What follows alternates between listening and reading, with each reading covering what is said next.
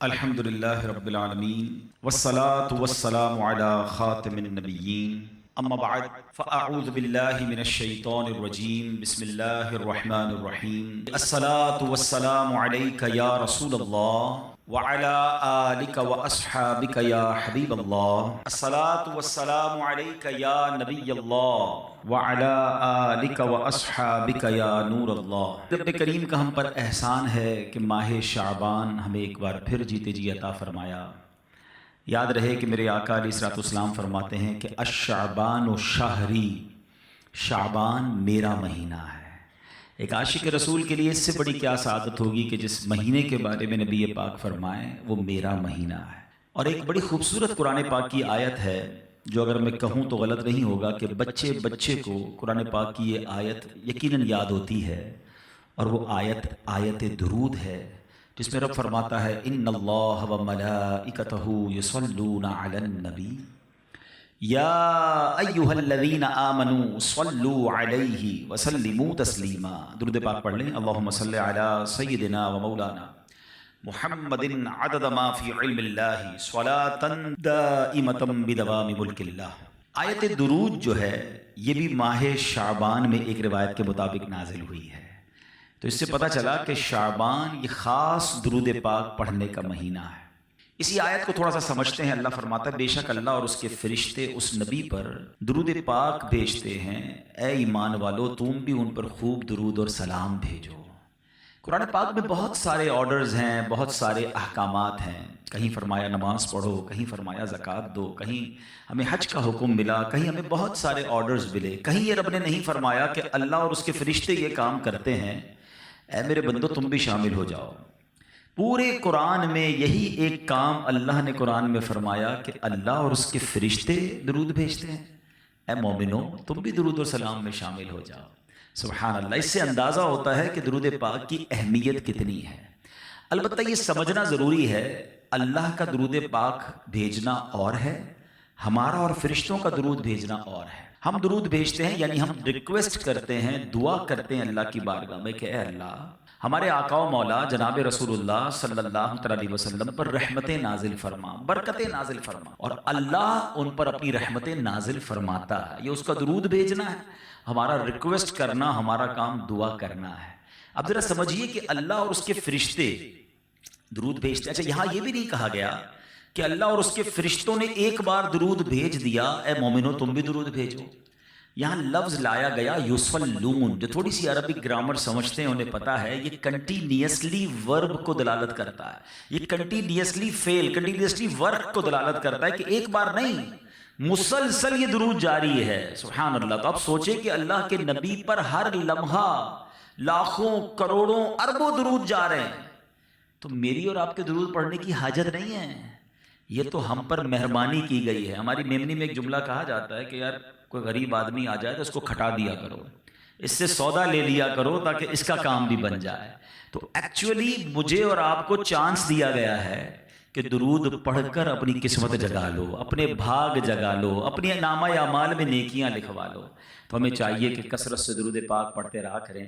آئیے مل کر محبت کے ساتھ باآواز بلند درود پاک پڑھ لیں۔ صلو علی الحبیب صلی اللہ تعالی علی محمد صلی اللہ علیہ وسلم۔ ماہ شعبان میں جہاں بہت خوبصورت واقعات ہوئے، بڑے بڑے بزرگان دین کے عرس آتے ہیں، ان کے ایام آتے ہیں، وہاں ایک بڑی عظیم ہستی ہے ہم سب کا جن سے تعلق ہے، بلکہ یوں کہوں کہ ہم سب ان کے فالوورز ہیں، ان کے ہم مقلد ہیں۔ میری مراد امام اعظم ابو حنیفہ حضرت نعمان بن ثابت رضی اللہ تعالیٰ عنہ سے ہے۔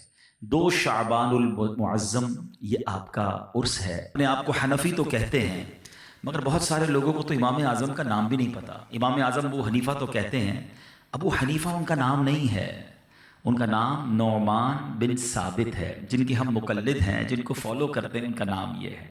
تو آج ان کی سیرت، ان کی کچھ بایوگرافی، اور اس بایوگرافی سے مجھے اور آپ کو کیا سیکھنے کو ملتا ہے۔ ایک بڑا عجیب و غریب واقعہ آپ کی زندگی کا۔ کوفہ کی مسجد میں امام اعظم ابو حنیفہ وضو فرما رہے ہیں۔ پہلے یہ فضیلت ذہن میں رہے کہ روایتوں میں آتا ہے کہ جب بندہ وضو کرتا ہے، اے نمازیوں تمہیں مبارک ہو، اے وضو کرنے والوں آپ کو مبارک ہو، کہ جب بندہ وضو کرتا ہے تو چہرہ دھوتا ہے تو چہرے کے گناہ معاف ہو جاتے ہیں، ہاتھ دھوتا ہے تو ہاتھ کے گناہ معاف ہو جاتے ہیں، سر کا مسح کرتا ہے تو سر کے، اور پیر دھوتا ہے تو پیر کے گناہ معاف ہو جاتے ہیں۔ مگر یہ معاف ہوتے ہیں یا گناہ دھل جاتے ہیں، یہ روایتوں میں تو پڑھا، مگر اللہ نے امام اعظم ابو حنیفہ کو وہ نظر عطا فرمائی تھی کہ آپ وضو فرما رہے تھے تو آپ کے برابر میں ایک نوجوان وضو کر رہا تھا، آپ نے وضو کرتے کرتے اس کے ٹپکتے ہوئے قطروں کو دیکھ کر فرمایا، اے بیٹا ماں باپ کی نافرمانی سے توبہ کر لے۔ ہی شاکڈ، یعنی وہ سمجھ گیا کہ امام اعظم پہچان گئے۔ اس نے کہا جی حضور میں نے توبہ کی۔ اب آپ نے دوسرے شخص سے کہا جو وضو کر رہا تھا، میرے بھائی بدکاری سے توبہ کر لے۔ وہ بھی حیران ہو گیا، کہتا حضور میں نے توبہ کی۔ ایک شخص کے وضو کے قطرے ٹپک رہے تھے، آپ نے کہا بھائی شراب نوشی سے، گانے باجے سے توبہ کر لے۔ اگین وہ حیران تو ہو گیا لیکن پھر اس نے توبہ کی۔ اب جب یہ واقعہ ہوا تو امام اعظم ابو حنیفہ نے، یعنی یہاں یہ پتہ چل رہا ہے کہ اللہ پاک نے اپنے بندوں کو کیسی بصیرت اور کیسی نظر عطا فرمائی۔ مگر امام اعظم ابو حنیفہ کا کمال دیکھیں کہ آپ نے اللہ کی بارگاہ میں دعا کی کہ اللہ یہ کمال یہ مجھ سے واپس لے لے، کیونکہ اس نظر کی وجہ سے، اس بصیرت کی وجہ سے مجھے لوگوں کے عیب پتہ چل رہے ہیں۔ میرے برابر میں کوئی بندہ وضو کرتا ہے، مجھے پتہ چل جاتا ہے اس کا کون سا گناہ دھل رہا ہے، اور مجھے معلوم ہو جاتا ہے اس کا عیب کیا ہے۔ اللہ میں لوگوں کے عیب نہیں دیکھنا چاہتا، مجھ سے یہ کمال واپس لے لے۔ سبحان اللہ۔ اور ایسا ہی ہوا، آپ کی دعا قبول ہو گئی اور پھر آپ کو لوگوں کے عیب نظر آنا بند ہو گئے۔ آپ اس سے دو باتوں کا اندازہ کیجئے کہ ایک تو اللہ پاک نے کمال کیسا دیا تھا، ان کی نظر کیسی تھی، وہ دیکھ لیتے تھے جو ہم نہیں دیکھ سکتے، مگر سوچ کیسی تھی کہ ہمیں لوگوں کے عیب نہیں دیکھنے۔ اب یہاں ہم سب کے لیے سبق ہے، ہمارے یہاں تو معاملہ ہی الٹا ہے، ہمارے یہاں بہت سارے لوگ تو دوربین لگا کے بیٹھے ہیں کہ عیب پتہ چل جائے، کرتا کیا ہے، اٹھتا کب ہے، سوتا کب ہے، جاتا کہاں ہے، کاروبار کیا کرتا ہے۔ بھائی نئی گاڑی لے لی، چیک تو کرو پیچھے کدھر سے پیسے آ رہے ہیں، نیا گھر فلاں سوسائٹی میں، ابھی تو گھر چھوٹا تھا اتنا بڑا کیسے ہو گیا، ٹینشن شروع ہو جاتی ہے۔ یعنی تلاش میں رہتے ہیں کسی کی ترقی کیسے ہوئی، کوئی آگے کیسے بڑھ گیا، کسی کو عروج کیسے ملا۔ اور اگر پتہ چل جائے، دیکھیں انسانوں کی بستی میں رہتے ہیں، میں اور آپ سارے انسان ہیں، فرشتہ تو کوئی نہیں ہے نا، تو انسان تو ہوتا ہی، الانسان مرکب من الخطاء والنسیان۔ What is the definition of human being؟ پہلے یہ سمجھ لیجیے، انسان کی ڈیفینیشن ہی یہ ہے کہ انسان مرکب ہے، مکسچر ہے مسٹیکس کا اور بھول کا۔ یہ تو ہوگا، غلطیاں بھی ہوتی ہیں، انسان سے بھول بھی جاتا ہے۔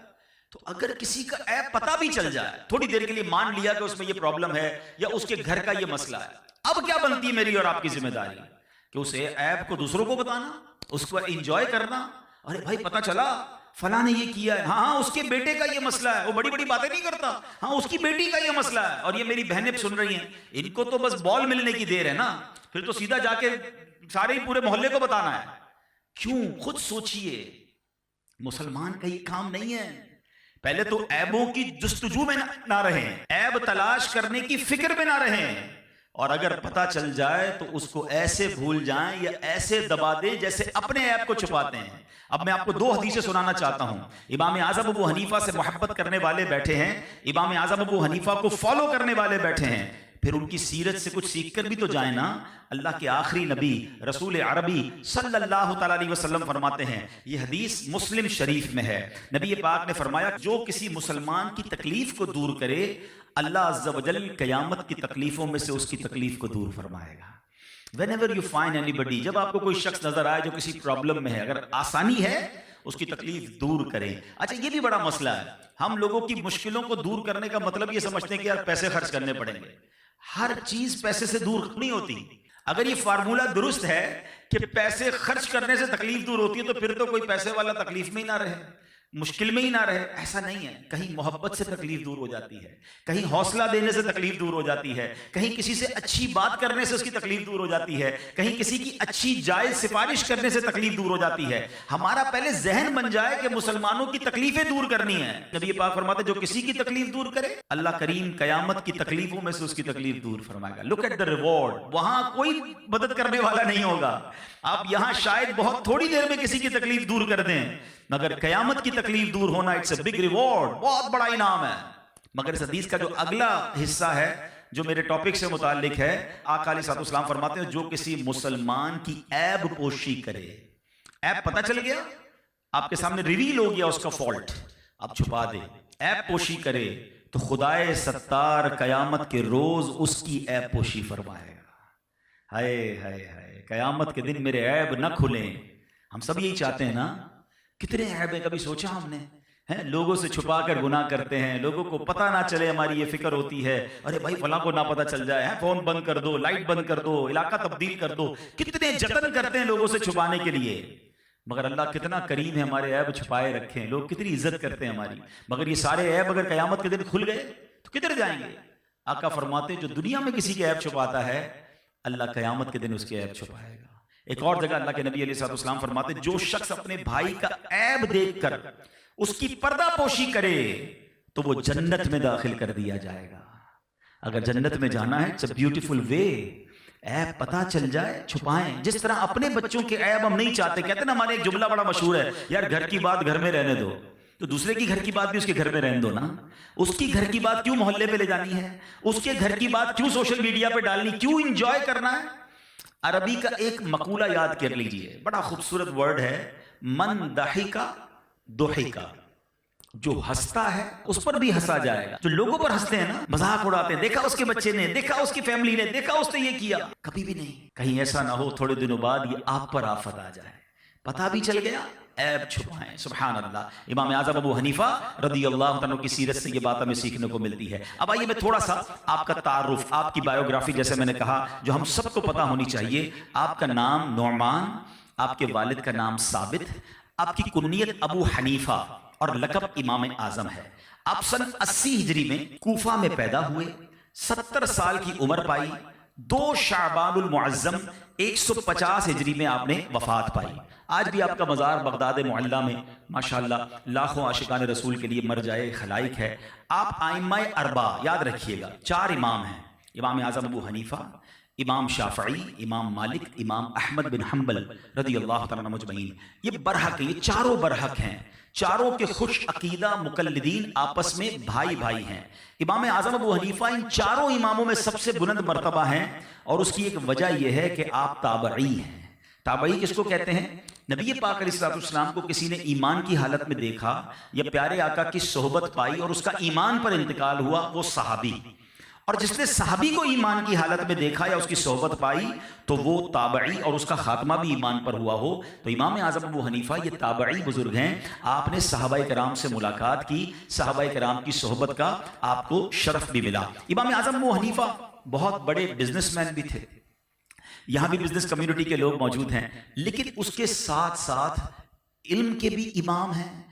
آپ ایسے علم کے پہاڑ ہیں کہ بڑے بڑے علماء حیران ہیں آپ کے علم کے آگے، اور ساتھ ساتھ آپ کی عبادتوں کا عالم بھی بہت نرالا تھا. بعض اوقات انسان جب بزنس میں بیزی ہوتا ہے، پڑھائی لکھائی میں بیزی ہوتا ہے، تو نفلی عبادتوں کے حوالے سے اس کا ذہن نہیں ہوتا. امام اعظم ابو حنیفہ کا یہ حال تھا کہ آپ نے 55 حج کیے، اور آپ جب مکہ مکرمہ میں حج کرنے گئے، باب کعبہ آپ کے لیے کھولا گیا، آپ کعبہ مشرفہ کے اندر داخل ہوئے اور کعبے میں 2 رکعت کے اندر آپ نے پورا قرآن پاک ختم کیا.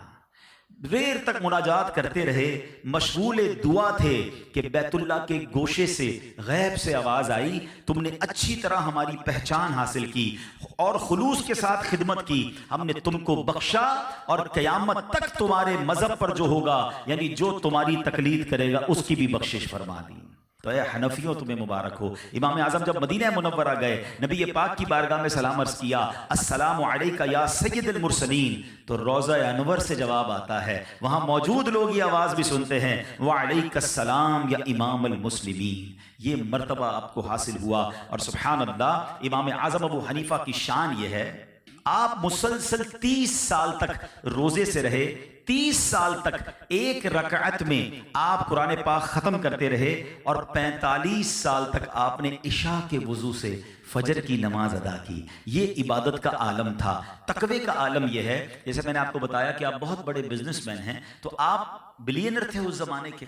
تو ایک بار آپ کہیں نماز کے لیے گئے تو آپ نے اپنے سیلز مین کو بتایا کہ یہ کپڑا ہے جس میں یہ فالٹ ہے، اگر کوئی کپڑا خریدنے آئے تو عیب بتا کر اسے بیچنا، اس کو بغیر بتائے نہ بیچنا.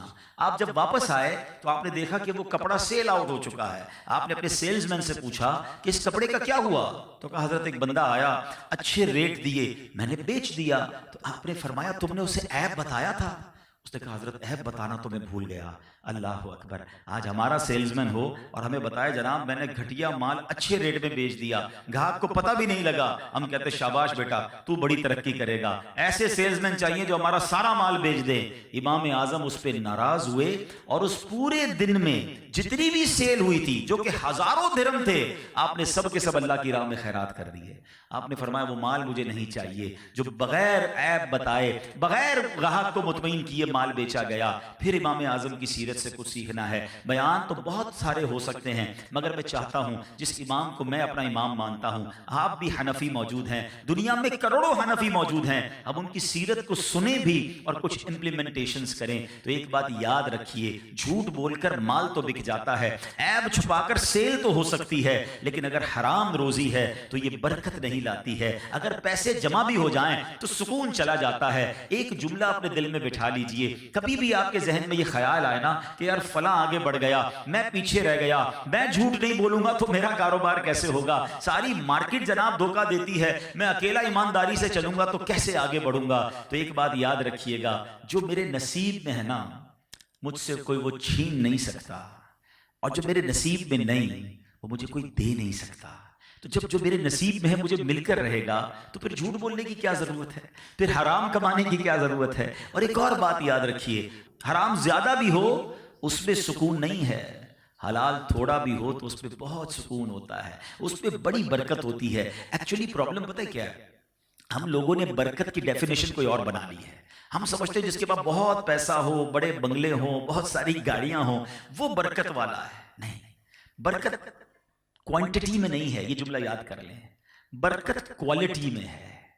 اربوں روپے ہو اور سکون نہ ہو, صحت اچھی نہ ہو, فیملی اور بچے فرما بردار نہ ہو, گھر میں روز ٹینشن ہو, مجھے بتاؤ یہ پیسے برکت والے ہیں؟ تھوڑے پیسے ہوں, حلال ہوں, کوئی بیماری نہ ہو, سکون کی نیند آتی ہو, بچے نیک نمازی ہوں, ماں باپ کے فرما بردار ہوں, کوالٹی آف لائف بہترین ہے نا. تو برکت اس شے کا نام ہے. تو برکت ہمیشہ حلال میں ہوتی ہے. اچھا پھر شیطان کیا کرتا ہے, ابھی جیسے ماہ رمضان آنے والا ہے, ماشاءاللہ بہت سارے لوگ صدقہ و خیرات دیں گے, زکوٰۃ دیں گے, اللہ کی راہ میں خرچ کریں گے, بہت اچھی بات ہے. مگر بعض اوقات حرام کمانے والے کو شیطان پتہ ہے کیا ذہن میں بیلنس شیٹ بناتا ہے, وہ بھی تو مردود ہے نا, کہ یار ٹھیک ہے جھوٹ بھی بولتا ہے, رشوت کا کام بھی تو کرتا ہوں, سود کا کام بھی چل رہا ہے, لیکن میں زکوٰۃ بھی تو دیتا ہوں نا, میں غریبوں کی مدد بھی کرتا ہوں, میں مسجد بھی بنا دیتا ہوں, تو یہ جو غلط کرتا ہوں تھوڑا بعد میں صحیح کرتا ہوں, تو یہ بیلنس شیٹ لیول ہو جائے گی. یہ لیول نہیں ہوگی, یاد رکھیے گا. ایک جملہ یاد رکھیے, اللہ پاک ہے اور پاک مال ہی قبول فرماتا ہے, اللہ ناپاک مال قبول نہیں فرماتا ہے. آپ سوچئے, اس کو اس طرح سمجھیے کہ آپ کسی بادشاہ کے پاس جائیں اور ایک بہت خوبصورت تحفہ دے کر آئیں, بڑی خوبصورت پیکنگ ہو, ریپنگ ہو, اور آپ وہ تحفہ دے کے چلے جائیں. بعد میں جب بادشاہ ہے آ کر جب اس پیکٹ کو کھولے تو اس کے اندر ایک بوتل نکلے جس میں پیشاب بھرا ہوا, تو بادشاہ راضی ہوگا یا خوش ہوگا یا ناراض ہوگا؟ پیکنگ بڑی اچھی تھی مگر اس پیکنگ کے اندر سے کیا نکلا, ناپاک. بادشاہ کہے گا مجھے ایسا تحفہ دے کر گئے. تو جو لوگ حرام کما کر اللہ کی راہ میں خرچ کر رہے ہیں نا, اور سیٹسفائی ہو رہے ہیں, یار میں اس لیے تو کر رہا ہوں کہ غریبوں کی مدد کرنی ہے, غریبوں کی شادیاں کرواتا ہوں, میں جناب حج بھی کر رہا ہوں, عمرے بھی کر رہا ہوں, یہ بھول ہے آپ کی. ناپاک مال اللہ کی بارگاہ میں قبول نہیں ہے. تھوڑا کریں مگر حلال کریں. تو یہ بات سیکھیے امام اعظم سے کہ اب آپ کے سیلز مین نے بیان نہیں کر پایا کپڑے کا فالٹ, آپ نے وہ سارا مال اللہ کی راہ میں صدقہ کر دیا. ہم کہتے ہیں آنے تو جدھر سے بھی آ رہا ہے بھائی, نہیں میرے پیارے اسلام بھائی, ہم کتنا کھا لیں گے. میں بڑی لاجیکلی بات کرنے جا رہا ہوں, ویپاری لوگ بیٹھے ہیں, اگر یہ کاش بات سمجھ آ جائے نا. میں نے بہت کیلکولیشن کی, افضل بھائی ذرا غور سے سنیے گا. میں نے کیلکولیشن کی کہ میں جتنا کماتا ہوں, آپ جتنا کماتے ہیں, اپنی لائف میں اپنی کمائی کا کتنا پیسہ استعمال کرتے ہیں اپنی ذات پر, پرسنلی اپنے اوپر. میکسیمم آپ 5% خرچ کر پاتے ہیں. 100 روپے کمائیں نا, اگر پوری لائف کو کیلکولیٹ کر لیں, میری ذات پر میں اپنے کمائے ہوئے کتنے پیسے خرچ کرتا ہوں؟ 5%. باقی کیا ہوتا ہے؟ بچے کھاتے ہیں, فیملی کھاتی ہے, یا میں چھوڑ کے مر جاتا ہوں. ایسا ہی ہے نا. اب میرا جملہ سنیے گا, کمانا 100 ہے, اپنے اوپر خرچ 5 کرنا ہے, اور جواب بھی 100 کا دینا ہے. اگر میں نے حرام کمایا, پرسنٹ تو 5 خرچ کیا نا اپنے اوپر, مار 100 کی کھاؤں, جواب 100 کا دوں باقی لوگوں کے لیے. کل تو قیامت کے دن بچے بھی کھڑے ہو جائیں گے اللہ کی بارگاہ میں, یا اللہ ہمیں کیا پتا والد کہاں سے لاتا تھا, یہ حرام کماتا تھا, ہم انجوائے کرتے تھے, ہم تو مارے گئے نا. اپنی ذات پر 5% خرچ کرنا ہے اور جواب 100% کا دینا ہے. مار 100% کی کیوں کھاؤں بھائی میں؟ تو کیوں نہ تھوڑا ہی کماؤں اور وہ حلال کما لوں؟ جب خرچی میں نے اپنی ذات پہ تھوڑا کرنا ہے، باقی لوگوں نے کھانا ہے، تو مجھے کیا پڑی ہے میں حرام کام کی طرف جاؤں؟ کاش یہ بات لاجیکلی سمجھنے والی ہے. جتنا بھی جمع کر لیں آپ خرچ نہیں کر پاتے اپنی ذات پر، تو لیکن جواب تو اللہ کی بارگاہ میں آپ نے دینا ہے نا. تو کاش یہ بات سمجھ آ جائے. ماہ شعبان جاری ہے، نیت کیجئے کہ حلال ہی کمانا ہے.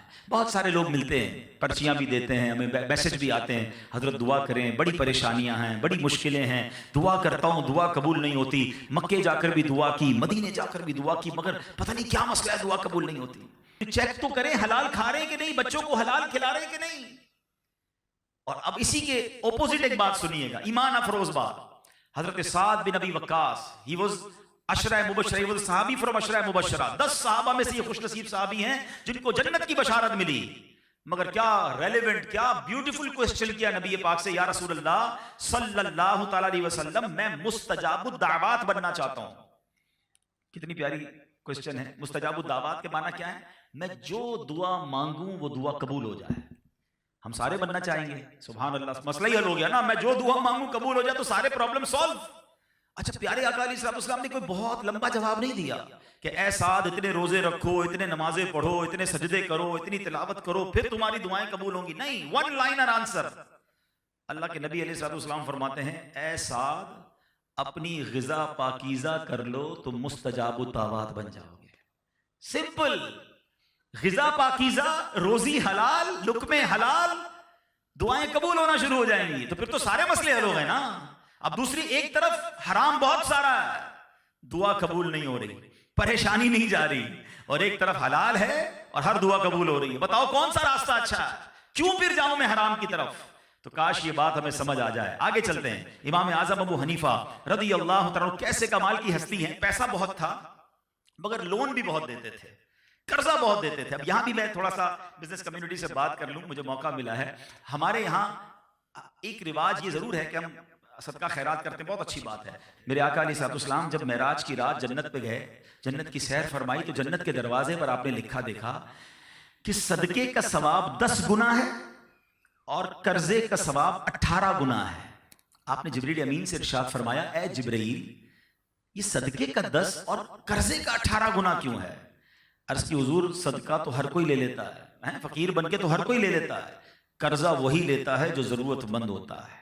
اب ایک حدیث پاک سنیے گا جس کا مضمون ہے کہ جو کوئی شخص کسی کو قرضہ دیتا ہے، فار ایگزامپل آپ سے کسی آپ کے ملازم نے، رشتہ دار نے قرضہ مانگا، 50,000 روپے دے دیں میں 2 مہینے میں دے دوں گا. آپ نے اس کو قرضہ دے دیا، آپ کو پتہ ہے ثواب کتنا ملے گا؟ حدیث پاک کا مضمون ہے روزانہ جتنی رقم آپ نے قرضہ دی ہے نا، روزانہ اتنی رقم آپ کو صدقہ کرنے کا ثواب ملے گا. اس کا مطلب یہ ہوا کہ روزانہ 50,000 روپے اللہ کی راہ میں صدقہ کر رہے ہیں، 2 مہینے کے بعد پیسے واپس آ گئے اور آلموسٹ 30 لاکھ روپے اللہ کی راہ میں صدقہ کرنے کا ثواب بھی مل گیا. اچھا، اب وہ بندہ آپ سے کہتا ہے حضور پریشان ہوں 1 مہینہ اور دے دیں. آپ نے دیکھا واقعی پرابلم میں 1 مہینہ اور دیا، روایتوں کے مطابق اب ثواب آپ کا ڈبل ہونا شروع ہو گیا. آپ نے ایکسٹینشن دی، اب روزانہ 1 لاکھ روپے اللہ کی راہ میں صدقہ کرنے کا ثواب مل رہا ہے. سیدی اعلیٰ حضرت امام اہل سنت فرماتے ہیں میں روزانہ اتنے روپے صدقہ کرتا ہوں. 100 سال پرانی بات ہے، 100 سال پہلے روپے آج کے ہزاروں روپے، لاکھوں روپے کے برابر ہیں. تو لوگوں نے کہا روز اتنا صدقہ کرتے ہیں. آپ نے فرمایا میں نے اتنے پیسے کسی کو قرضہ دیا ہوا ہے اور جتنے دن گزرتے جا رہے ہیں روز مجھے اتنا صدقہ کرنے کا ثواب مل رہا ہے. تو یہاں میں ایک مشورہ دوں گا. ہمارے یہاں پرابلم یہ ہو گیا ہے، ہم سے آ کر کوئی پیسے مانگے کہتے ہیں مجھے نفع کتنا دو گے. یہ جو سود ہے نا، یہ ایسی لعنت ہے جو بندے کے دل کو سخت کر دیتی ہے. اب جب سود کی جو ایک مذمت ہے وہ یہ بھی ہے کہ رحم دلی ختم ہو جاتی ہے. وہ ہر چیز میں نفع مانگ رہا ہوتا ہے کہ بھئی تجھے پیسے چاہیے، مجھے کیا ملے گا؟ حالانکہ وہ بیچارہ غریب پریشان، بچی کی شادی کرنی ہے، کوئی اور مسئلہ ہے.